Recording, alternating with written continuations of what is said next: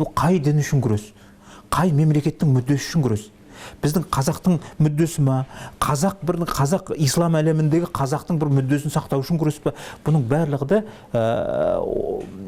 күрделілікке, тереңдікке, ары қарай бір құрдымға қарай кететін дүниелерге алып келетін сұрақтарға ұласады.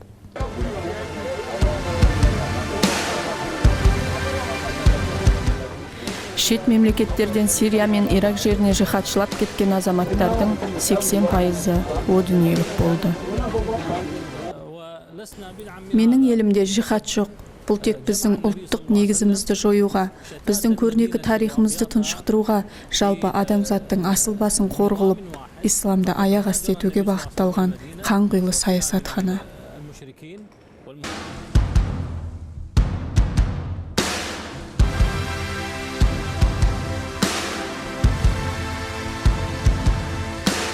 Жихадтың діндегі мағынасы бұл бірнеше салаларды қамтиды. Тіпті кейбір ғалымдар жихадтың ішкі және сыртқы бөліп бөлінетіндігін, ішкі жихадтың өзі бірнеше топтарға және сыртқы жихадтың өзі бірнеше топтарға бөлінетіндігін айтып өткен. Соның ішінде сыртқы жихад дегеннің өзі бұл жаңағы адамның отбасын, өзін, дінін, жаңағы мемлекетін сақтау үшін белгілі бір мақсаттарда ғана қолға қару алу деген мәселені қамтиды. Оның өзінде бұл жихадта қолбасшының бұйрығы ол міндетті болып саналады ислам діні бойынша. Негізінде жихад дегеніміз қазіргі жастарымыздың қате түсініп, мынау көрші мемлекеттерге кетіп, кәпірлерге қарсы соғысамыз деген ұғымда түсіну ол қате. Неге десеңіз, жихад деген ол ойыншық дүние емес. Жихадты елбасы шығып, халықты көтеріп, сол уақытта ұрысқа шақыратын болса, міне сол уақытта жихадтың күшіне енеді. Ал егер жеке адам тұрып, мен мысалы немесе басқа біреу тұрып, ал мұсылмандар, ағайындар жихадқа кетсе, барлық жихадқа кете беретін жағдай емес ол. Жихад дегеніміз бұл қасиетті болған жағдайда екі жағдайда қасиетті. Біріншісі, отанын қорғау үшін бар жан күшін салып күресу.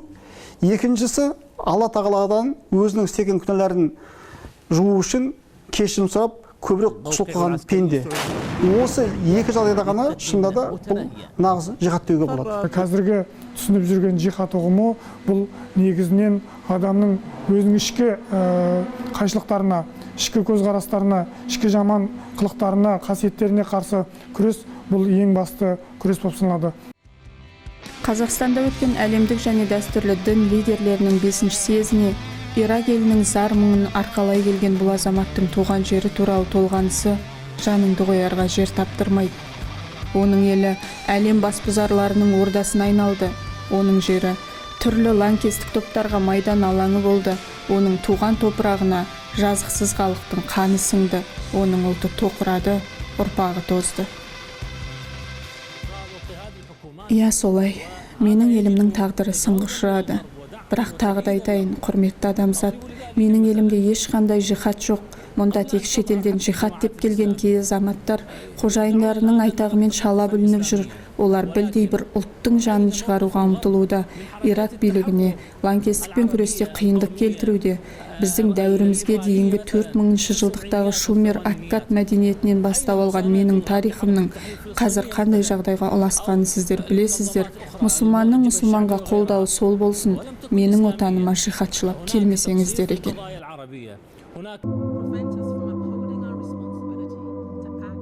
Сирия мен Ирак жеріндегі соғысқа халықаралық деңгейдегі сарапшылар өз бағасын берді. Жекелеген топтардың билікке қарсы әрекеті мен кей алпауыт мемлекеттердің теке тірес алаңына айналған таяу шығыстағы бұл шиеленіс адамзат руханияты мен өркениетінің көзін жоюды көксеген топтың мүддесінен туындаған.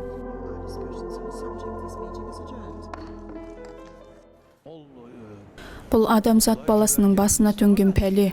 Таяу шығыста тек ешер ғана ойқастап жүрген жоқ. Ондай тобырлар көп-ақ. Ескерте кетейін. Олар Құдай жіберген дінді насихаттап жатқан жоқ. Олардың өздері де тобыры да өтіріктен құралған. Сондықтан жихад дегені де жалған ұран.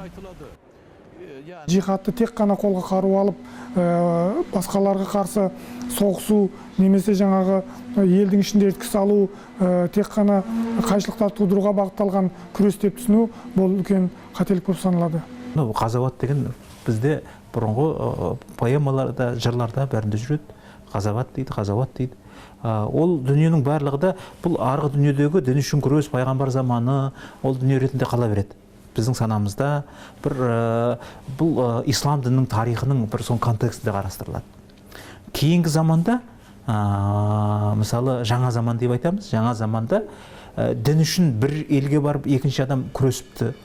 Жаңағы крест жорықшыларына қарсы күрескендей, соларға қарсы тұрғанда дүниелер болыпты деген дүниені біз оны қабылдаған да жоқпыз, онда дүние болған да жоқ. Джихад мәселесінде мен адастым, тәкфір мәселесінде де адастым. Ойлану керек екен, өле салу оңай, бір сәтте өлесің, ал исламды насихаттау бөлек әңгіме. Джихад деген жазықсыз кісіні өлтіру, бүлік жасау деп түсінсеңіз, ол дұрыс емес. Менің білетінім біреу ғана, мына дін туралы біздің танымымыз, біздің білуіміз, біздің біліміміз әлі де аз. Мен де, менің күйеуім де, және менің уәли, ахи, ухтиларымыздың барлығы да осы дінді шала біледі. Сауаты төмен, бірақ соны біз әлі мойындағымыз келмейді. الموقع العسكري السعودي بدقة متناهية. الله أكبر. فر كل موقع العسكري السعودي تسطر المروحة حي مساكن هنا. الله أكبر. فر كل Ұлы соғыстан келіп жатқанда сахабалардың бірі жер бетінде біз қалатын болдық мұсылмандар. О Алланың елшісі, енді бұдан асқан үлкен соғыс жоқ шығар деп қуанғанда Алланың елшісі ақырын ғана жоқ достар.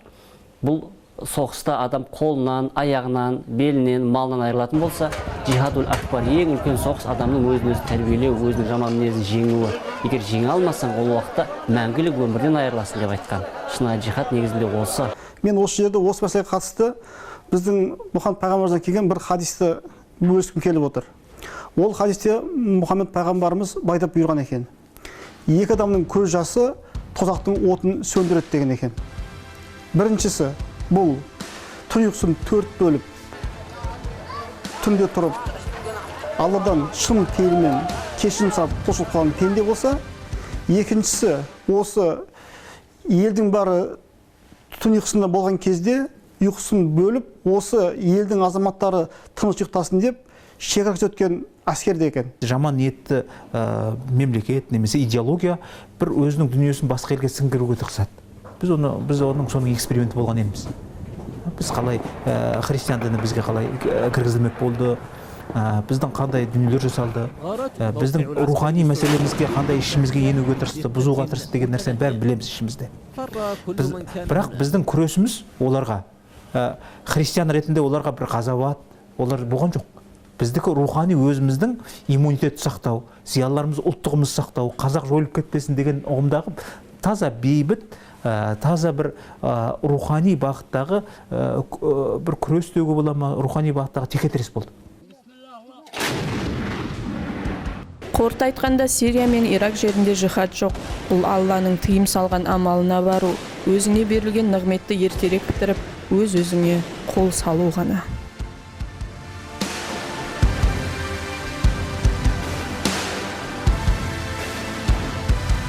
Құлшылықтың ғибадат екенін дұрыс түсінуіміз керек.